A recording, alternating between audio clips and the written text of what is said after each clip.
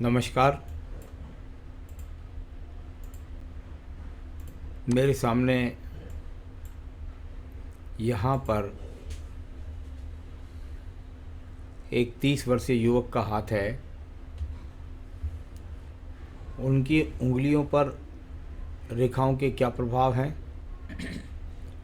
उनके पर्वतों पर रेखाओं के क्या प्रभाव हैं, उनकी रेखाएं क्या कहती हैं, इन सब को पहले मैं हाथ को पूरे पढ़ के बोलूँगा और अंत में आपके सवालों के जवाब दूँगा। सबसे छोटी वाली उंगली आपकी सूर्य की उंगली के प्रथम पर्व तक पहुंच गई, यानी बिल्कुल तो पहुंच नहीं पाई है, थोड़ी सी कसर लगती है देखने में, लेकिन फिर भी ये ऐसी बात नहीं है कि व्यक्ति में संघर्ष करने की क्षमता नहीं है। संघर्ष भी होगा और संघर्ष के बाद जीवन में ऊंचाइयाँ भी मिलेंगी। थोड़ा सा गैप है, थोड़े लिए संघर्ष होगा, हो सकता है 40 साल की उम्र तक संघर्ष हो जाए। तो लेकिन यहाँ पर आपके मानसिक पर्व की बात करूँ तो वह पर्व अभी शक्तिशाली है। जो भी स्थिति है उससे संघर्ष करने की क्षमता आप में है। सेकंड पर्वत पर किसी भी प्रकार की बुरी ऐसी रेखा नहीं है कि व्यक्ति की किसी से लड़ने झगड़ने की प्रवृत्ति है। हाँ, कुछ माइनर रेखा जब होती हैं तो व्यक्ति मानसिक रूप से बहुत चिंतित होता है। तीसरे पर्वत पर राहु रेखाओं का कुछ ज़्यादा प्रभाव है, यानी कि धन के जो भी आगमन बन रहे हैं उनमें धन जुड़ने के संकेत नहीं बन पा रहे। ऐसी राहु रेखाएं इस प्रकार का संकेत देती हैं, या धन आया और खर्च हो गया।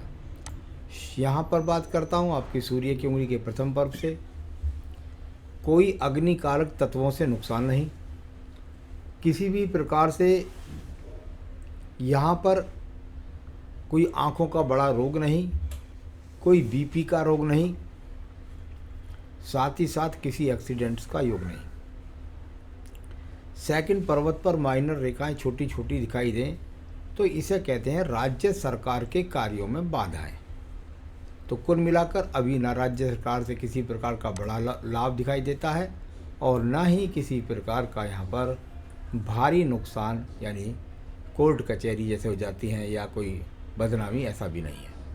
तीसरा पर्व सम्मान का पर्व है और व्यक्ति अपने माँ बाप की सेवा बुढ़ापे तक करने वाला है, इसमें कोई भी शक नहीं। शनि की उंगली का प्रथम पर्व, यहाँ से देखते हैं हम कि भाई साहब के शरीर के अंदर कोई स्थायी रोग तो नहीं है, अभी किसी प्रकार के जोड़ों का दर्द नहीं, किसी प्रकार के नसों का रोग नहीं, किसी प्रकार से यहाँ पर अगर मैं देखूँ तो शनि की ढैया 7.5 का कोई विशेष खराब प्रभाव भी नहीं होगा। दशा का प्रभाव भी हो सकता है खराब हो। यहाँ पर किसी भी प्रकार का कोई स्थायी रोग नहीं है। सेकंड पर्वत पर छोटी मोटी माइनर रेखा है, यानी व्यक्ति कहीं ना कहीं छोटे मोटे कर्ज का शिकार है, जिसको उतार भी देगा वो ऐसा नहीं होगा कि उसे नहीं उतार पाए। तीसरा पर्व व्यक्ति के जीवन के अंदर परिवार को संपन्नता के साथ चलाना, वो भी यहाँ पर आप सामान्य रूप से कैसी भी स्थिति है उसमें परिवार का पालन पोषण करने में समर्थ व्यक्ति हैं। बृहस्पति की उंगली का पहला पर्व, शुगर, कोलेस्ट्रॉल, लीवर, किडनी का कोई रोग नहीं। सेकंड पर्वत पर बुरी रेखाओं का प्रभाव दिखाई दिया। पति पत्नी के बीच में ये अपने आप में जब चिन्ह आ जाता है, ये जब तक रहेगा तब तक आपके तालमेल में प्रॉब्लम आती रहेगी, या ऐसा कह दीजिए कि आपके, क्योंकि ये बृहस्पति धन का कारक भी होता है, आपके धन के कारणों की वजह से या किसी भी वजह से पति पत्नी के बीच में, वर्तमान में बोल रहा हूँ मैं, आगे सारे जीवन के लिए नहीं बोल रहा, अभी तालमेल में थोड़ी सी दिक्कतों का सामना चलता रहेगा, समस्याएं कुछ भी हो। तीसरे पर्वत पर रेखाएं दिखाई देती हैं, तो जब ऐसी रेखाएं राहु रेखाएं लग जाती हैं तो इसे हम दो तरीके से बोलते हैं, क्योंकि ये तीसरा कारक जो होता है ये धन का भी होता है। धन के लिए संघर्ष और साथ ही साथ संतान सुख, और बाद में संतान हो जाए तो उसके बारे में ये चिंता कि भाई इसके लिए मैं संपन्नता से इसको कैसे बढ़ा पाऊँ। आपके अंगूठे का प्रथम पर्व की बात करता हूँ, उस पर माइनस रेखाएं काफ़ी दिखाई दी, देनी भी चाहिए क्योंकि संसाधनों का पर्व, और यहाँ पर व्यक्ति को नहीं चाहता कि मेरे पास अच्छे संसाधन हो, उसके लिए यहाँ पर आड़ी रेखाएं लगी हुई है। यानी कि कभी कभी ऐसा भी देखने में आता है कि थोड़ा चरित्र के प्रति सावधानी भी बरतनी चाहिए। ज़्यादा लग्जरियसता की तरफ आकर्षण दिखाने वाली रेखा है। सेकंड पर्वत पर तर्क रेखा इतनी ज़्यादा हो, शुक्र के साथ इन्वॉल्वमेंट करें, संसाधनों के प्रति व्यक्ति संघर्ष कर रहा है। आइए आपके बुध पर्वत पर चलते हैं। बुध का पर्व और बहुत ज़्यादा रेखाएं एक दूसरे को काट करके एक दूसरे के ऊपर चढ़ कर के ये रेखाएं चल रही हैं। बस इनका एक दूसरे के ऊपर चढ़ कर के चलना संघर्ष करने को दिखलाता है। साथ ही साथ धन जो है वो व्यक्ति जोड़ नहीं पाता, संग्रह नहीं कर पाता। नियमित धन है, ऐसा नहीं है कि धन के आगमन नहीं है, नियमित रूप से धन के आगमन है। बस उनकी जो एकत्रित करने की है, क्योंकि ज़्यादा रेखाएं जब हो जाती हैं तो व्यक्ति उनको संग्रह नहीं कर पाता, प्रयास उनके लिए बहुत ज़्यादा करता है। सूर्य के पर्वत की स्थिति को देख ले तो आपको ऐसा लगेगा जैसे कंटक रेखा, यानी एक तरह से झाड़ की रेखा है जिसको हम बोल देते हैं। ये एक दूसरे को जब ज़्यादा रेखाएं काटने लगे तो व्यक्ति के जीवन में नौकरी में भागदौड़, साथ ही साथ राज्य सरकार से लाभ नहीं मिलते। तो ये अपने आप में संकेत यहाँ पर राज्य सरकार के लाभ का दिखाई नहीं दे रहा। आइए बात करते हैं इसके बारे में। दो बात मैं बोलता चलूँ कि यहाँ पर आपके पहला सवाल है सरकारी नौकरी का योग कब तक। मुझे यहाँ पर सरकारी नौकरी का योग ऊपर ना उंगली से और ना ही यहाँ से दिखाई दिया है। तो पहले सवाल का जवाब भी यहाँ के साथ हो गया आपका। आइए बात करते हैं आपके शनि के पर्व के बारे में। शनि के पर्व की स्थिति भी वही हो रही है। यहाँ पर बहुत सारी प्रयासरत, यानी कि धन के लिए मेहनत कर रहा हूँ, कर्म कर रहा हूँ, भाग दौड़ बहुत ज़्यादा हो रही है, लेकिन धन संग्रह नहीं हो रहा। होता भी है तो वो स्थिर नहीं हो पाता, वो जुड़ नहीं पाता, वो रुक नहीं पाता, ऐसा कह सकते हैं। तो भाग्य के लिए संघर्ष दर्शाने वाली ये रेखाएं यहाँ पर ज़्यादा है। आइए बात करते हैं बृहस्पति के पर्व के बारे में। अगर मल्टी टैलेंटेड रेखाएं ऊपर की तरफ जाती हैं तो व्यक्ति कुल मिलाकर भगवान की भक्ति में विश्वास रखता है, ईश्वर के प्रति आस्था रखा है, ज्योतिषियों के प्रति विश्वास रखता है। साथ ही साथ बृहस्पति पर्व कुछ सुकड़ गया है, थोड़ा छोटा हो गया है, यानी शनि पर्व ने ज़्यादा घेर लिया है। इसका मतलब ये भी होता है कि वैवाहिक जीवन में थोड़ा संघर्ष होता है। आइए बात करते हैं इसके बाद आपकी हृदय रेखा की। हृदय रेखा की स्थिति के लिए मैंने 3 बात बोली है कि जब आपकी हृदय रेखा ज़्यादा एक दूसरे को रेखाएं काटने लगे तो इसका मतलब होता है 3 प्रकार से प्रभाव डालेंगे आपके जीवन में। नंबर 1, स्वास्थ्य के लिए सावधान रहें आने वाले 4-5 साल में। नंबर 2, वैवाहिक जीवन में भी तालमेल के लिए सावधान रहें। और नंबर 3, मन के अंदर बहुत बेचैनी है, इस बात को दर्शाने वाली तीनों रेखा। लेकिन रोग की, कोई बड़े रोग की बात नहीं कर रहा। हाँ, रोग लगातार परेशान करेगा किसी न किसी रूप में। निम्न मंगल पर्व कर्म रूपी रेखाएं का पर्व जाना जाता है। इनको कहते हैं व्यक्ति कर्म करता है, या मैं इनको बोलता हूँ प्रयत्नशील रेखाएं। इसको राहु रेखा बोल दीजिए, प्रयत्नशील रेखा बोल दीजिए, लेकिन मैं इनको कुल मिलाकर एक बार रूप में ज़रूर बोलता हूँ कि भाई ये रेखा होती है तो व्यक्ति संघर्ष करता है, संघर्ष करने की हिम्मत करता है।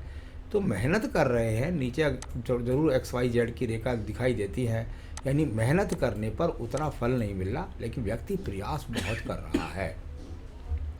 बुद्धि रेखा की स्थिति देखिए, लगातार टूट कर उसके बीच में गैप बनता चल रहा है। आप यदि देखेंगे तो यहाँ लगातार ये गैप बन रहा है। व्यक्ति बहुत परेशान है, संघर्ष कर रहा है अपने जीवन के अंदर। ये लगभग रेखाएं 4-5 साल तक जो दिखाई दे रही हैं। इसके बाद भी बुद्धि रेखा बहुत जगह से टूटी है, यानी व्यक्ति बहुत चिंतित है अपने कैरियर के बारे में। तो ये इस तरह की बुद्धि रेखा। सेकंड पर्वत पर कोई अभी खैर जैसी भी स्थिति है, लेकिन ऐसी बात नहीं है यहाँ पर कि कोई कोर्ट कचहरी का सामना करना पड़े। तो कुल मिलाकर ये द्वितीय मंगल पर्वत भी है, यानी कि मैं कह सकता हूँ कि छोटे बहन भाइयों का सहयोग आपके जीवन में ज़्यादा रहेगा। बड़ों की अपेक्षा सवाल है आपका कि भाई बहन का सहयोग, तो उसके लिए मैं बता रहा हूँ माता पिता का तो सहयोग रहेगा ही रहेगा आपके साथ में, लेकिन छोटे भाई बहनों का ज़्यादा है, बड़ों का उतना नहीं है। आइए बात करते हैं इसके बाद में। यहाँ पर हम आपके नीचे के चंद्र पर्वत की स्थिति, और ये यहाँ पर जितनी रेखाएं खड़ी हैं इनको बोलते हैं, ये रेखाएं प्रयत्न के लिए है। लेकिन जब आड़ी रेखा इनको इतनी काटे तो प्रयत्न में असफलता के योग, यानी कि एक तरीके से कह सकता हूँ कि कितनी बार तो मानसिक रूप से भी आप बहुत ज़्यादा चिंतित हो जाते हैं कि क्या होगा अपने जीवन में, कैसे करूं, नौकरी में स्थिर रहूं ना रहूं। ये इस तरह की रेखाएं बहुत व्यक्ति को मानसिक रूप से परेशान करती हैं। इसके अंदर कोई भी व्यापारिक रेखा बहुत मजबूत नहीं है, बुद्धि रेखा है, बुद्धि के लिए काम करेंगी, उसमें कोई सफलता नहीं। कितनी ही नौकरियों का परिवर्तन को योग करा देती हैं ऐसी यहाँ स्थितियाँ, तो आपके जीवन में काफ़ी संघर्ष को दर्शाने वाली ये स्थितियाँ यहाँ दिखाई देती है। आइए मैं बात करता हूँ इसके बाद आपकी भाग्य रेखा की। बहुत सुंदर भाग्य रेखा नहीं है। अगर इसकी स्थिति को देखा जाए तो ये अपने आप में आगे भी जाएगी और फिर ये एक तरह का, बस मैं कहूँ वो आगे दीप ना बने, आपके जीवन के अंदर दो सहायक रेखा ही चलती रहें। तो इस प्रयत्न में आड़ी रेखाएं भी हैं, यानी व्यक्ति लगातार प्रयत्न कर रहा है तो लगातार बाधा रेखाएं भी उनको काट रही हैं। इतना ज़्यादा मैं अभी नहीं कह सकता। यहाँ ऊपर की स्थितियाँ जिस तरह की हैं, इनको आगे तक बोलना बिल्कुल गलत होगा, क्योंकि कौन सी रेखा का क्या स्वरूप बन जाए, कब वो आपको सपोर्ट करने लगे, तो ये एक उस तरह की बात है। लेकिन वर्तमान की स्थिति में संघर्ष काफ़ी है, भाग्य अच्छा साथ नहीं दे रहा। यहाँ पर बात करता हूँ आपके पास मंगल रेखाओं की। मंगल रेखा होना जीवन में अनिवार्य है। जब ये रेखाएं आपके पास बहुत मजबूत तो नहीं है, हल्की हल्की रेखाएं हैं, ये रेखा व्यक्ति को एक तरह से निराश नहीं करने देती, निराशा नहीं बढ़ती उसके मन के अंदर। वो मेहनत करता रहता है और उसे पता होता है कि मैं मेहनत करूँगा और अपने जीवन में परिवर्तन करके छोड़ूंगा। तो इस तरह की स्थितियों को शुक्र पर भी ज़्यादा देखिए जालीदार रेखाओं से बहुत ज़्यादा भरा हुआ है। वही बात मैं फिर कहूँगा कि संतान से संबंधित चिंताएं, साथ ही साथ पत्नी के साथ तालमेल बना कर रखें, लग्जरियस जीवन की तरफ आकर्षण रखें, लेकिन कर्ज का शिकार ना हो, इस बात का आपको ध्यान रखना होगा। केतु की स्थिति भी ज़्यादा अच्छी नहीं है। यहाँ रोग के लिए थोड़ा मैं आपको सावधानी दूंगा। तो रोग के प्रति जो कुछ लगे उसके लिए अपना योगा प्राणायाम जब दवाई हो करते लीजिएगा। आयु रेखा की कोई प्रॉब्लम नहीं है। आयु रेखा तो यहाँ पर लगभग 78 से 80 वर्ष है, तो आयु रेखा की कोई प्रॉब्लम नहीं। चलिए, ये मैंने आपकी रेखाओं को पढ़ने का प्रयास किया। आपके सवालों पर चलता हूँ। सरकारी नौकरी का योग कब तक है? मेरे हिसाब से सरकारी नौकरी योग मुझे कहीं भी दिखाई नहीं दिया। तो मैं किसी को डराने का काम नहीं करता, ना ही मैं भगवान हूँ, लेकिन फिर भी यहाँ पर मुझे वो रेखा दिखलाई नहीं दी। इसलिए प्राइवेट सेक्टर में जहाँ भी जॉब कर रहे हैं वहाँ मन लगा के करें, वहीं पर आपको प्रमोशन मिलेगी, वहीं तरक्की मिलेगी। जो उपाय मैं बताऊँगा उसको कर लीजिएगा। वैवाहिक जीवन के बारे में प्रॉब्लम है। मेरे हिसाब से तो ऐसे व्यक्तियों का विवाह काफ़ी देर से होता है, लेकिन चलिए आपका विवाह हो चुका है। जब आप संतान का सवाल पूछ रहे हैं तो निश्चित रूप से उसमें थोड़ा सा तालमेल में प्रॉब्लम है, क्योंकि बुद्धि रेखा भी यहाँ पर सही नहीं है। साथ ही साथ यहाँ वैवाहिक रेखाओं का संबंध भी जो कई प्रकार से मैं पढ़ता हूँ वो यहाँ पर ठीक नहीं है। तो तालमेल को बनाकर चलिएगा। तलाक की कोई बात नहीं है, लेकिन बहुत दिमाग टेंशन आपको करे तो उस पर आपको काबू रखना होगा। स्वास्थ्य संबंधी समस्याएं भी लगातार हैं, उनके लिए उपाय बताऊंगा, ठीक हो जाएंगी। संतान का योग निश्चित रूप से आपके हाथ के अंदर है। आपके नीचे का जो यव के चिन्ह भी हैं अंगूठे के नीचे, और बृहस्पति भी संतान को देगा। मेरे ख्याल से शायद आने वाला 2023 और 24 का जो होगा, 2023 और 24, उसमें संतान का योग आपको है। माता पिता का सहयोग बता चुका हूँ, भाई बहन का, छोटों का ज़्यादा सहयोग है, बड़ों का नहीं। तो चलिए, इस सब मैंने आपके सवालों का जवाब दिया। देखिए, कोई रत्न मत पहनिए आप, क्योंकि हर रत्न आपको नुकसान देगा। आपको जो पूजा करनी है बता देता हूँ। संकट नाशन गणेश स्रोत, संकट नाशन गणेश स्रोत के 3 पाठ करें, और रुद्राष्टकम के भी हो सके तो 3 पाठ करें।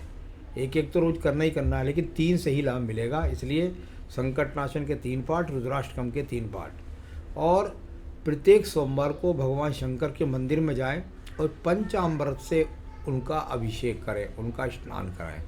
तो बस इतना कर लीजिए, फिर देखिए आपके जीवन के अंदर, आपके अंदर संघर्ष करने की क्षमता बनी रहेगी और समस्याओं पर भी आप विजय प्राप्त कर पाएंगे। नमस्कार।